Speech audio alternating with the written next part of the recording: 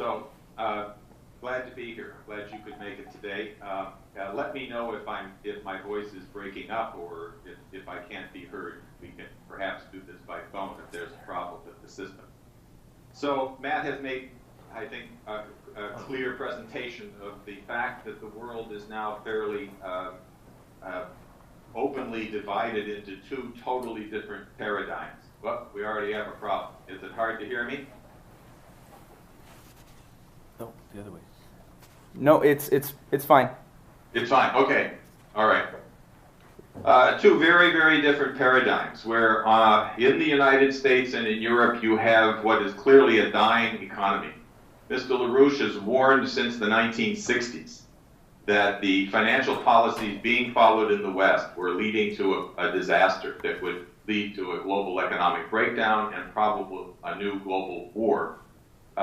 Every forecast he made of systemic breakdowns came true, and the solution adopted by the City of London and the Wall Street banking interests took exactly the wrong solution to each of those crises. 1971, when the dollar collapsed and they took the dollar off of gold, and a series of developments leading up through the 1990s when the core policy that Roosevelt had launched to save not only America, but to save the world in the 1930s, which was his Glass-Steagall Act, the act which forcefully separated the investment banks from the commercial banks and provided government support for commercial bankers, but they were forbidden to invest in any kind of speculation in stocks and bonds or insurance or derivatives.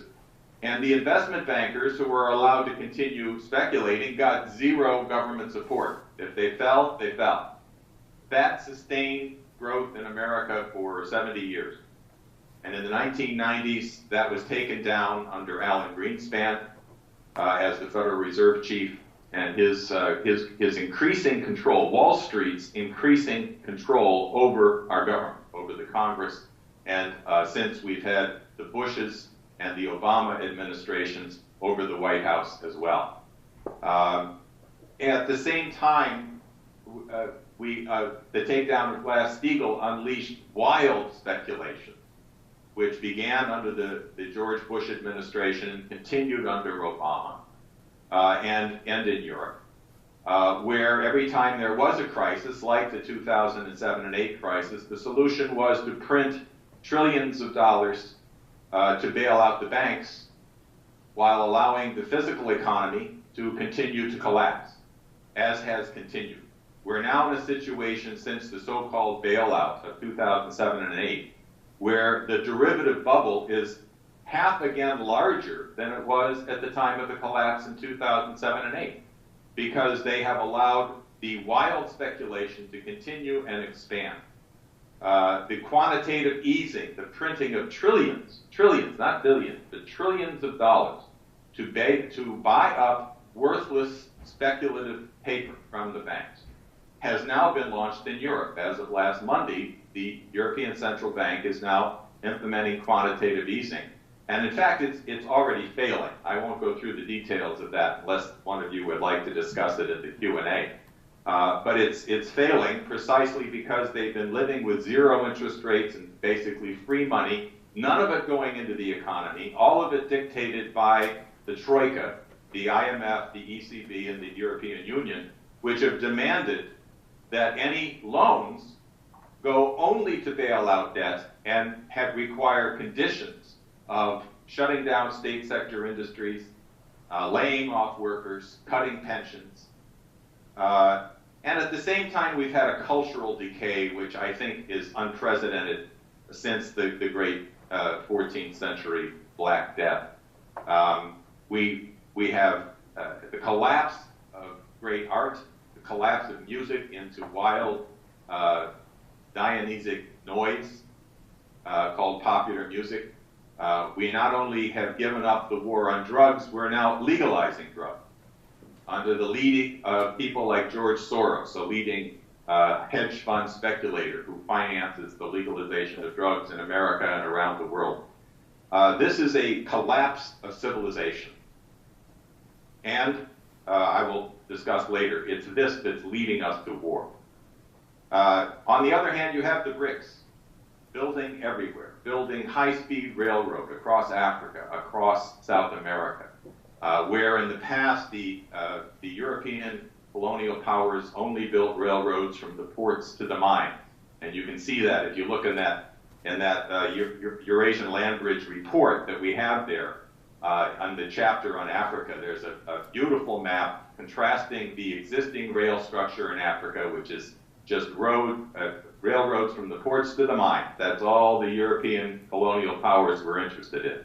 And then a map of what's being planned, largely by China, but others as well, connecting every capital with high-speed rail, crisscrossing, crossing the continent. The same thing in South America. So building water projects, canals, nuclear power plants, going to South Africa, going to Argentina. This is a clear case of two totally contrary paradigms, which, if not resolved in favor of the development paradigm, could and will lead us to not only a horrible global economic breakdown, but world war. Now, before I go into that, I want to do a little historical reflection, because in my mind, what happened in the 15th century, the beginning of the 15th century, is very, very similar to the situation we have today. At that time, Europe had gone through a true dark age in the 14th century. The Mongol invasions of Asia and the Middle East and Europe, bringing the plague with it, had laid waste to most of civilization as it existed at that time. The Black Death swept Europe, killing off about 1/3 of its population. And the existing kingdoms of Europe were caught up in perpetual warfare, battling each other, until a 17-year-old girl in France, Joan d'Arc, believing she'd been called on by God to lead France's armies against the British occupiers, mobilized the country, mobilized the army, and literally at the age of 18 and 19, led the army to defeat the British occupiers. She was then betrayed by the king that she saved and turned over to the British, who, along with their French satrapies, burned her at the stake. A hideous death after a trial, which is still documented today and worth reading, but burned her at the stake. But that very act, her selfless act of putting her life, however short it may be, at the service of the common aims of mankind, so inspired others in Europe, and especially Nicholas of Pisa, the great German cardinal, who, working with the Pope, forced a new trial of Joan of Arc, but also in his publications developed the concept of the sovereign nation state, developed the idea that nations should be governed by the consent of the governed, and that the interests of the sovereign nation state in foreign policy should be that their interests were the same as the interests of the others, and that this was the basis on which sovereign nation states could not only coexist, but collaborate on development. And this concept from the Peace of Westphalia of the sovereign nation state was the basis upon which the great European Renaissance unfolded, where you had great scientists like Nicholas of Pisa and like Kepler, who followed him, who recognized that the laws of the universe, the laws of the solar system, were the same as the laws of the human mind, and the same as the laws of the musical scale, which is why he called his study the harmony of the universe. And in that way, by examining the human mind, actually discovering the principles of the universe.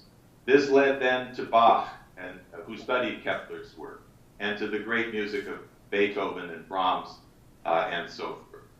So at the same time that you had this burst of development and a renaissance in Europe, look at China.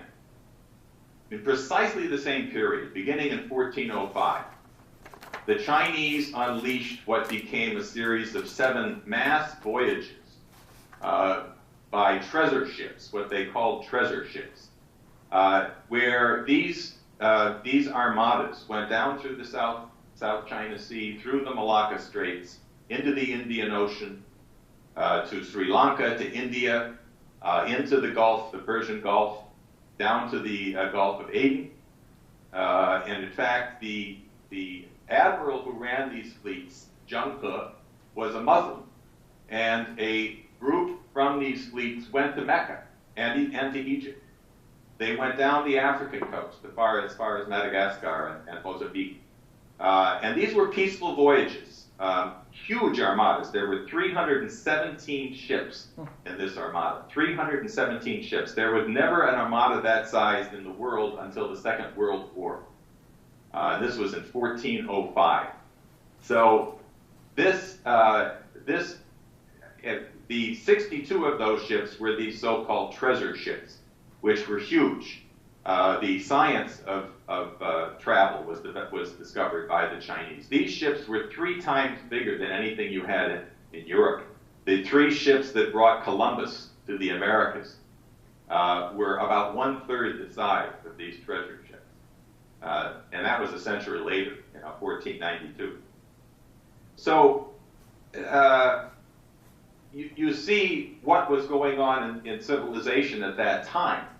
What happened in China is that this process, for reasons that are still not clear to me, historians have various explanations, but for various reasons the Chinese turned in on themselves, very much the way they did during the Cultural Revolution, when they, for reasons that are, I think, explainable, but they turned away from the rest of the world and turned in on themselves, and ended up largely destroying themselves. And the same thing happened in China in the 1430s. After 7 of these voyages, they banned the voyages. Some of the ships were burned. A lot of the records were burned. And they banned all foreign travel. And China suffered for it and decayed. And so that went on various directions. But if you look at what happened in Asia at that time, this potential for China to discover the world and build the world, collapsed. In Europe, you had, because of a few key individuals, the launching of this great Renaissance. Now, as we all know, that Renaissance also gave rise to the British Empire's use of the science and technology to oppose their evil, drug-running, slave-running operations on a worldwide scale. But let's look at today. Now you have the West collapsing, as we've just discussed. They're shutting down their nuclear power plants. Germany, the greatest power in Europe, shutting down its entire nuclear industry. The US basically has already shut it down. We're building a plant or 2 now, but we haven't built one since the 1970s. Japan, after the tsunami, which had instigated the Fukushima accident, in which, by the way, no one was killed. Thousands were killed in the tsunami, but no one was killed by that very serious nuclear accident. And yet, it was used to justify shutting down nuclear power globally by the Western financial oligarchs. And the Japanese, in my mind, foolishly have allowed their entire nuclear industry to collapse. And it's only slowly being discussed even to bring it back. The US gave up on manned space travel. Obama banned manned space travel. We have to depend now on the Russians to take us to our own space station. And the Russians, despite the fact that we're threatening thermonuclear war against them, are continuing to take our people up to our space station, which I think is an irony worth noting. So, with this collapse sweeping the West, with the quantitative easing, as I indicated, the printing of money, as Matt said, the idea that money is the economy is the core of the evil that has brought down Western civilization. The American system, as developed by our founding fathers, Alexander Hamilton, our first treasurer, made very clear that money was not the root of a nation's power. It was credit and development. Credit as opposed to monetary systems. the idea of investing in a future and creating a future, which was what America discovered in a real sense through Alexander Hamilton's economic policies, refuting the central bank policies of Europe. And that policy, again, was defeated and rebuilt and defeated and rebuilt through U.S. history. The last great one being Franklin Roosevelt, who restored this American system of credit. And in the midst of the worst depression in history at that time, nonetheless unleashed the greatest infrastructure development program the world had ever seen throughout the United States. And had he lived past World War II, would have brought that policy to the rest of the world. We didn't. We chose instead to go into a Cold War and restore colonial policies, backing the British, going back into their colonies, which Roosevelt swore he would not let happen. But we did, under Truman and under subsequent leaders.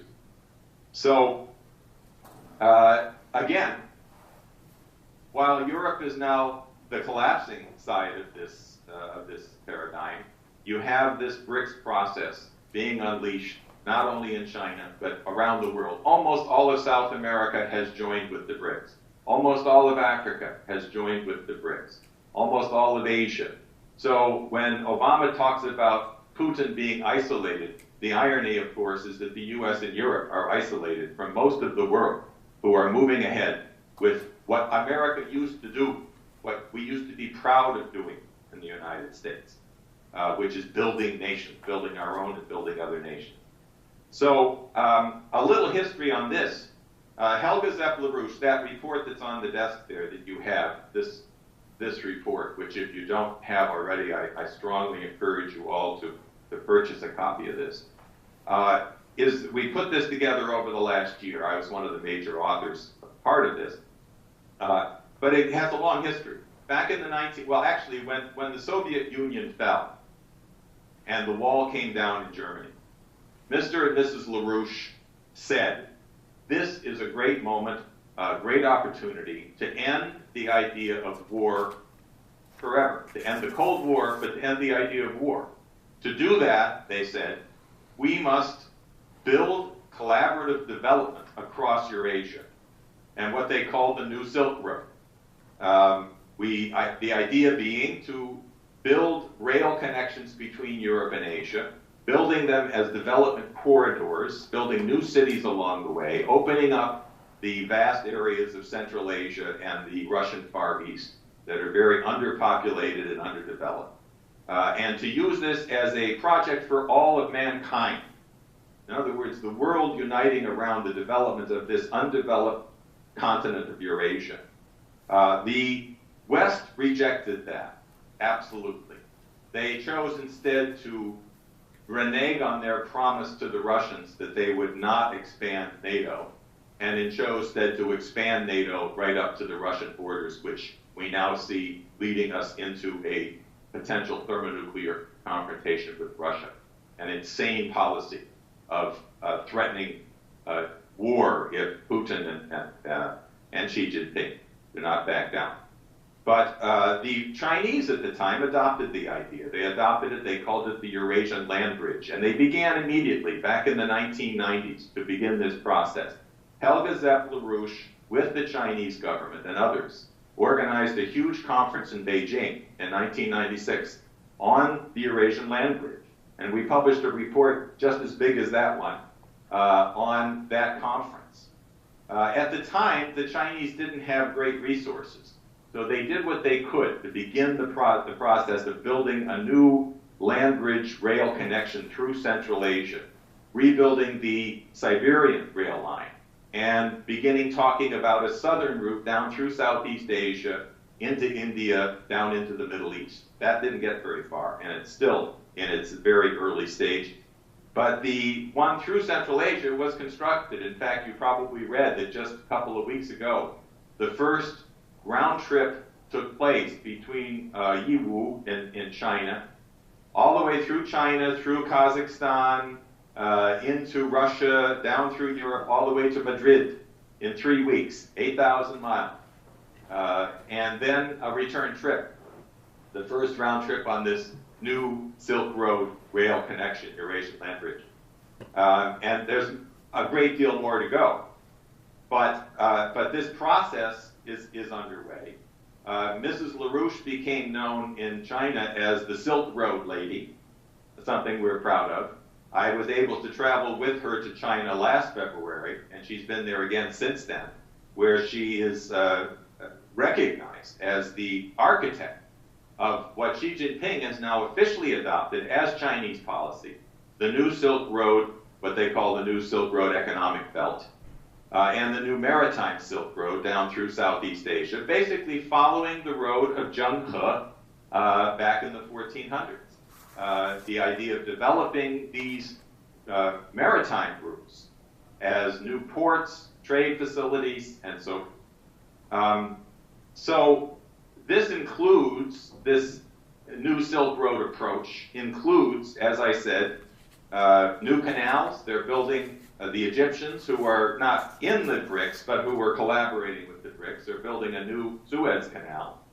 In Nicaragua, they're building a new Panama Canal with the Chinese assistance.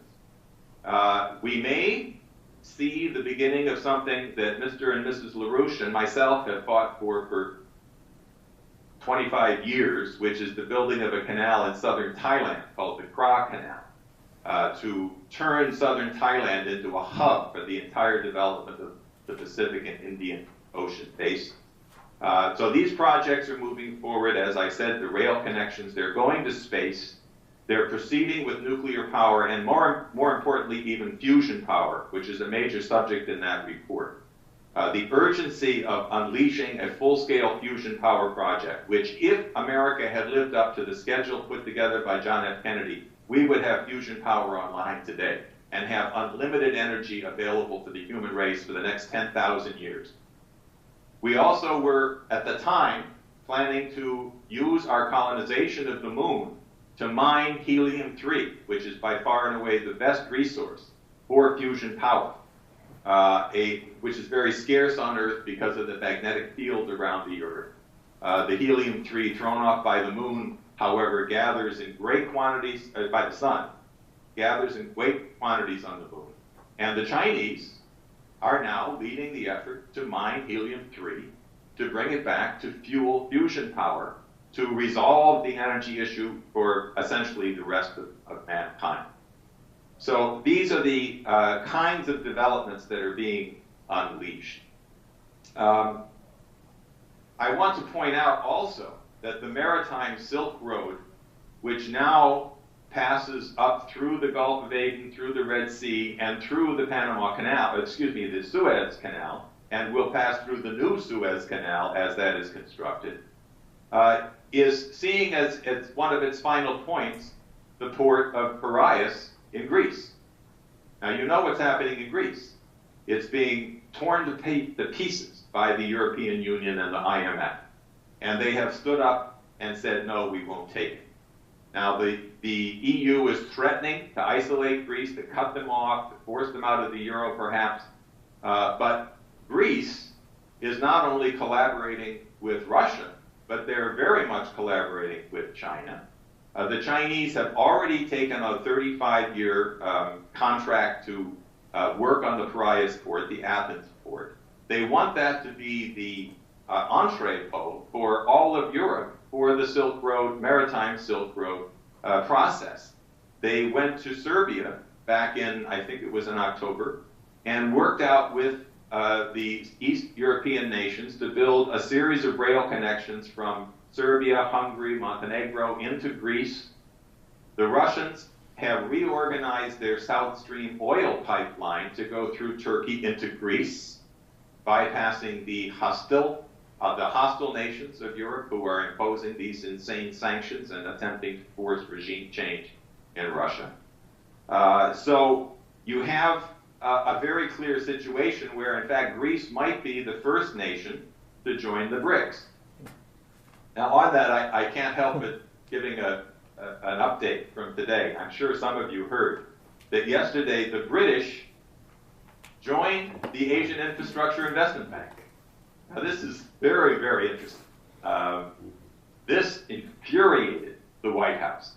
The National Security Council in the White House issued a scathing attack on their big brothers in London for daring to join the AIIB after the U.S. has stuck its neck out, threatening nations not to join the AIIB, openly arm-twisting Korea to stay out, arm-twisting Australia to stay out, and here's the British basically saying we're going to join, which will almost certainly lead to a number of Asian nations and European nations and others joining in this new $100 billion infrastructure fund. Now, as you know, the objection from the U.S. and until this moment by Cameron and the British was that the AIIB is going to, and the new development bank of the BRICS is going to supplant the IMF and the World Bank. Well, it won't necessarily supplant it, but if their policy is to continue to invest in no infrastructure, which has been the increasing policy for many years now, then in fact it will supplant. If the Western financial interests, the World Bank and the ADB, Asian Development Bank, refuse to reform their voting rights, which they have not done this for many, many years, knowing that the world has changed, China is a leading force in the world, but they refuse to change the voting there, then in fact it will supplant it. But what they most object to is that the Chinese are not imposing conditions on the loans that they will make for infrastructure in Africa, Asia, South America, and so forth. The conditions which say you must privatize your state-run industries, you must impose these environmental conditions, you must cut back on state sector employees, you must cut pensions, the kind of policies that have led to genocide, and I use that word advisedly, in Greece. I think if you look at what the IMF just did in Ukraine, on the one hand, they're going to grant them a 35% debt write-off, exactly what they refused to give to Greece. But they're imposing the same genocidal conditions on Ukraine as they are in Greece and as they've done for many, many years in the developing world. They're forcing them to cut their pensions, lay off state workers, raise the price of their electricity, and so on and so forth. They have no concern for the lives of the people in Western Ukraine. Their only concern is to foment a confrontation with Russia. And here I think it's absolutely crucial that we look at the driving force behind this threat of thermonuclear war. Is it over Ukraine? I say no. I think Putin was correct when he said if it were not for Ukraine, they would have found some other reason. Is it over Syria? No, not really. These are the cockpits for war against the BRICS. The problem in the City of London and in Wall Street is that they recognize that their system is collapsing. And they look at the BRICS and they see that these nations are, in fact, developing and growing, that they're making it impossible for the Western financial interests to go to South America or Africa and say, you must do this or else, because there's another game in town now. And therefore, their view is that this has to be stopped by any means necessary. They're trying to pull off regime change in Moscow and in Beijing. You saw that the very uninfluential opposition leader in Russia, Mr. Nemtsov, was assassinated. And immediately the world said, Russia did it, Putin did it, Putin did it. There would obviously be no reason for Putin to kill this very uninfluential person. And yet, killing him in the shadow of the Kremlin was a global symbol whose purpose was to justify moves for a color revolution, a regime change like the Maidan in Ukraine, where the West openly supported neo-Nazi organizations in a violent overthrow of the Yanukovych government. So the same thing is happening against Xi Jinping. I mean, you've probably seen that virtually every day, the New York Times, the Washington Post, the Wall Street Journal, run an article about how Xi Jinping is the new Mao. He's a dictator. He's shutting down human rights across China. Not a word about the fact that he's building one of the greatest economic development processes, not only in China, but worldwide, that the world has ever seen. That he's uplifting the standard of living of most of the human race, or he and his policies are. And yet, the purpose here, clearly, is to try to justify forcing Xi Jinping, forcing Putin to back down, to accept perhaps color revolutions, and to break up this process of the BRICS. Now, I mean, this is the whole history of man, is the history of a fight between empire and nation builders, which in Greek mythology was the fight between Prometheus and Zeus. Zeus being the god of Olympus, and Prometheus the titan who decided to give the secret of fire to mankind. And for this crime of empowering mankind, Zeus had him chained to a stone where his liver was pecked out every day by eagles, and where he was tormented and tortured for essentially for the rest of time with the intent. Today, the Promethean fire is nuclear power, fusion power, and these great developments. And the Zeus of today is this dying British Empire. The Cameron, Obama, would-be gods of Olympus who think they can stand on top of Mount Olympus throwing their lightning bolts down to kill off whom they need, the way Obama sends his drones hitting anybody he wants to hit anywhere in the world. And yet they don't recognize that the Mount of Olympus is collapsing underneath them. This mountain is falling apart. They can do nothing but destroy at this point. We have a job, and that job is that we have to bring the United States and Europe out from under this self-destructive and globally destructive paradigm, to accept the offer that Xi Jinping made to Obama personally, to his face, at the APEC meeting last November, when in a press conference he said, Mr. Obama, we are not trying to isolate you. We do not want to keep you out of the Silk Road. We do not want to keep you out of the Asian Infrastructure Investment Bank. We want you to join us. Please join us in building the world. And if you'll see on the pamphlet, I assume you have some of the pamphlets there, called Why the U.S. Must Join the BRICS. On the back of that is a petition. I'm sure they have the petition there. The United States and Europe must have the courage to reject geopolitics and collaborate with the BRICS on global development. I encourage you all to sign that and to get others at your embassy to sign it. This is the hope for mankind. It's also the necessary step to end this threat of war that could be a war of human annihilation. So I think I'll end it with that. I hope there's some discussion. I think the world is sitting on a precipice between these two paradigms. It cannot last this way for very long. It's going to tip one way or the other into global war, a war which will necessarily be thermonuclear, or it's going to work in creating a true new renaissance where the common aims of mankind drives our nation and your nations and all the world's nations. Again, this is what our task is, and we have a short period of time in which there's a great, great danger. But Mr. LaRouche, I remember when I first met him in 1971, he said, it's only when the danger is so great that people put aside their illusions that somehow things will muddle through.